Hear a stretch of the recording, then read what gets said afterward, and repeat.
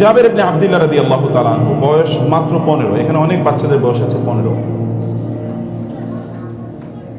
তার বাবা যখন মারা যায় তখন তার বয়স 15, এবং তার 7 বোন এর দায়িত্ব চলে এসেছে জাবেরের মাথায়।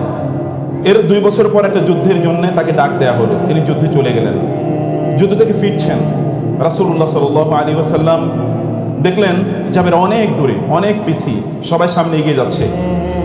রাসূলুল্লাহ সাল্লাল্লাহু আলাইহি ওয়াসাল্লাম সবাইকে বলেন, একটু থামেন, তোমরা একটু থামো, একটু স্লো যাও। জাবেরের মধ্যে রাসূলের প্যারালালে চলে আসলেন। রাসূল জিজ্ঞেস করলেন, জাবের এত দেরি কেন? বলে, ইয়া রাসূলুল্লাহ, আমার উটটা তো একটু দুর্বল। এই কারণে তোমার উট দুর্বল কেন? ইয়া রাসূল, আপনি তো জানেন আমার বাবা যুদ্ধের ময়দানে শাহাদাত বরণ করেছেন, আমার 7 বোন আছে, আমার ফ্যামিলিতে আর কেউ ইনকাম করার মতো নাই, আমার বাবা এইটুকু সম্পত্তি রেখে গেছেন, এই দুর্বল উটটি, এর চেয়ে শক্তিশালী কোনো কিছু নাই।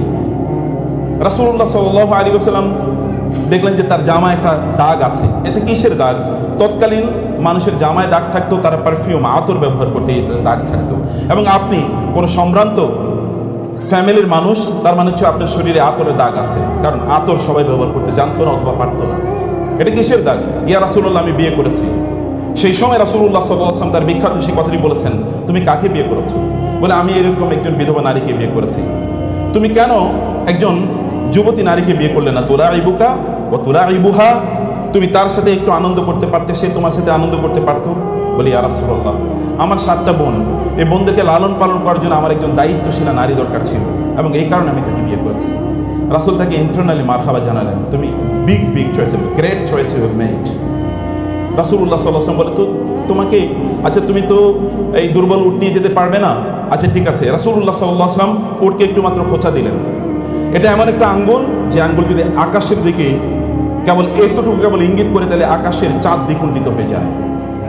এমন একটা আঙ্গুল, যে আঙ্গুল যদি কোথাও কেবলমাত্র এতটুকু পানির মধ্যে ডুবায় বা চুবিয়ে দেয়, এটা হতে পারে যে 1 লোটা বা 1 বদনা পানি, কিন্তু 1700 বা 1600 লোক ওইখান থেকে গোসল করার পানি পায়, তারা পানি পান করার মতো পানি পায়, এবং তারা পানি প্রিজার্ভ করতে পারে, যে পরবর্তীতে পানি তারা ব্যবহার করবে। কিন্তু পানি ছিল মাত্র 1 লোটা। 1400 লোক খায় যে এমন এক আঙ্গুল, যে আঙ্গুল কেবলমাত্র বলেছে এতটুকুই কেবলমাত্র খাবার আছে, একটা ছোট্ট পাতিলের মধ্যে অল্প একটু মাংস আছে আর অল্প কয়েকটা রুটি আছে। তিনি বলেছেন, আমি হাতটা রাখলাম, তোমরা এবার নাও। 1400 লোক খাওয়ার পরে এরপরে যতটুকু মাংস ছিল ততটুকুই অবশিষ্ট আছে। এমন একটা আঙ্গুল, সে আঙ্গুল কেবল একটু খোঁচা মারল, খোঁচা মারার পর ওটা তেজি হয়ে গেল, এবং এটা সবার আগে এখন দৌড়ে যাচ্ছে। রাসূলুল্লাহ সাল্লাল্লাহু আলাইহি ওয়াসাল্লাম বললেন, জাবের থামো। জাবের থামলেন, তোমার ওটটা আমি কিনতে চাই। ইয়া রাসূলুল্লাহ, একটাই তো আমার সম্পদ, এটা বিক্রি করলে কেমনে হবে? না, তুমি আমার কাছে বিক্রি করে দাও।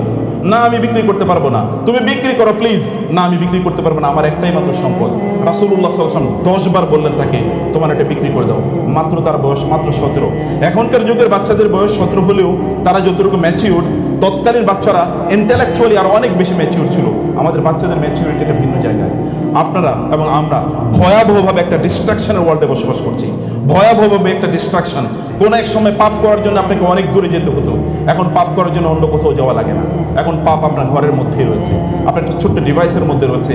এমন কোনো পাপের ট্রেস নাই যে ট্রেসই ডিভাইসের মধ্যে পাওয়া যায় না। এভরিথিং, সব কিছু এখানে পাওয়া যায়, এভরিথিং এখানে রয়েছে। যত ধরনের অ্যাভারেশন, যত ধরনের ডিস্ট্রাকশন, যত ধরনের ওয়েওয়ার্ডনেস, যত ধরনের পথভ্রষ্টতা অথবা ধরেন পথ থেকে সরে যাওয়া, এগুলো সব কিছুর মধ্যে পাওয়া যায়। তারা ছিল ইন্টেলেকচুয়ালি ম্যাচিউরড। রাসূল তাকে 10 বার বললেন, 10 বারই তিনি ডিনাই করলেন। অতঃপর যখন 11তম বার তাকে বললেন, তিনি বললেন, ইয়া রাসূলুল্লাহ, ঠিক আছে বিক্রি করে দিলাম, কত দেবেন আপনি? বলেন 1 দিরহাম। 2 দিরহাম। কি বলেন ইয়া রাসূলুল্লাহ, দাম কি 2 দিরহাম হয় নাকি? আচ্ছা ঠিক আছে 4 দিরহাম। না, আরো বেশি দিতে হবে। আচ্ছা ঠিক আছে 8 দিরহাম। না, আর একটু বেশি দিতে হবে। বলতে বলতে রাসূলুল্লাহ সাল্লাল্লাহু আলাইহি ওয়াসাল্লাম এটার যা দাম হওয়ার কথা ছিল তার চেয়ে 10 গুণ তিনি দাম বলে বললেন, এটা 40 দিরহাম দেবো, যাও। এবার তিনি জাবের বলেন, ইয়া রাসূলুল্লাহ, ঠিক আছে, একটা ছোটদের তোমাদের গল্প বলছি। রাসূলুল্লাহ সাল্লাল্লাহু আলাইহি ওয়াসাল্লামকে এবার জাবের বলেন, ইয়া রাসূলুল্লাহ, আমি একটু মদিনা পর্যন্ত উটটা নিয়ে যাই, আমি যাবো কিভাবে? বলে, আচ্ছা ঠিক আছে, মদিনা পর্যন্ত যাও। মদিনাতে যাওয়ার পর প্রত্যেক দিকে চলে যাচ্ছেন। জাবের দেখলেন রাসূলুল্লাহ সাল্লাল্লাহু আলাইহি ওয়াসাল্লাম চলে যাচ্ছেন। তিনি বলেন, ইয়া রাসূলুল্লাহ, আপনি উটটা নেবেন না? আপনি বিক্রি করেছেন, আপনি না কিনে নিয়েছেন আমার কাছ থেকে? না, জাবের এদিকে আসে। বলে, কি? বলে, ওটটা তোমাকে দিয়ে দিলাম। না, আমি না বিক্রি করেছি আপনার কাছে। রাসূলুল্লাহ সাল্লাল্লাহু আলাইহি ওয়াসাল্লাম বললেন, আমি তোমার কাছে ওটটা কিনে নিয়েছি, এবার ওটটা আমি তোমাকে হাদিয়া দিয়ে দিলাম। 40 দিরহামও দেওয়া হলো, হাদিয়াও দেওয়া হলো। রাসূলুল্লাহ সাল্লাল্লাহু আলাইহি ওয়াসাল্লাম, ওলামায়ে কেরাম যারা আছেন, শিক্ষকরা যারা আছেন, রাসূলুল্লাহ সাল্লাল্লাহু আলাইহি ওয়াসাল্লাম জানেন জাবের একটা সেন্সিটিভ, এক ধরনের এমোশন আছে, একটা সেন্সিবিলিটি আছে, তার এক ধরনের আত্মমর্যাদা আছে। ইংরেজিতে বলা হয় সেলফ এস্টিম। ইংরেজিতে বলা হয় সেলফ এস্টিম। আল্লাহ সুবহানাহু ওয়া তাআলাকে ইজ্জত বলেছেন, ইন্নাল মুলুকা ইযা দাখালু ক্বরিয়াতান আফসাদুহা ওয়া জাআলু আইজ্জাত আহলিহা যিল্লা ওয়া কাযালিকা ইয়াফআলুন।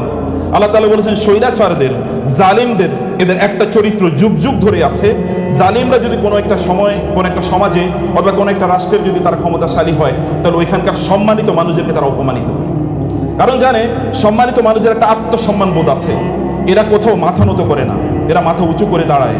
যদি তারা দেখে যে তাদের সম্মানে কেউ আঘাত করেছে, তাহলে তারা বাঘের মতো গর্জে ওঠে। এই জন্য তারা সম্মানিত মানুষদেরকে অপমানিত করে, তাদেরকে তারা লিকুইডেট করে দেয়, অর্থাৎ তাদেরকে সমাজ থেকে নিশ্চিহ্ন করে দেয়। এটা যুগ যুগ ধরে এটা ছিল। আল্লাহ সুবহানাহু ওয়া তাআলা কোরআনে সূরা সাবাতে, মোস্ট প্রবাবলি, আমি হাফেজ নামি জানি না, most probably it is in সূরাতুস সাবা। এটা কি সূরা সাবায় আছে নাকি? হ্যাঁ, কোন সূরায়? আচ্ছা, তোমরা বলতে হবে পরে। ইন্নাল মুলুকা ইযা দাখালু ক্বরিয়াতান আফসাদুহা ওয়া জাআলু আইজ্জাতা আহলিহা আযিল্লা ওয়া কাযালিকা ইয়াফআলুন। এটা হচ্ছে তাদের ওয়া কাযালিকা ইয়াফআলুন, মানে এটা হচ্ছে যুগ যুগ ধরে তাদের চরিত্র। ফাইলে মুদারি, ফাইলে মুদারির মধ্যে একটা ইস্তেমরারির একটি অর্থ রয়েছে, মানে এটা সব সময় চলে। এটা আল হুদুস, এখন ঘটে, আবার অন্য সময় এটা আত তাহাদ্দুস, মানে বারবার এটা ঘটে, এরকম একটা সম্ভাবনা ফাইলে মুদারির মধ্যে রয়েছে।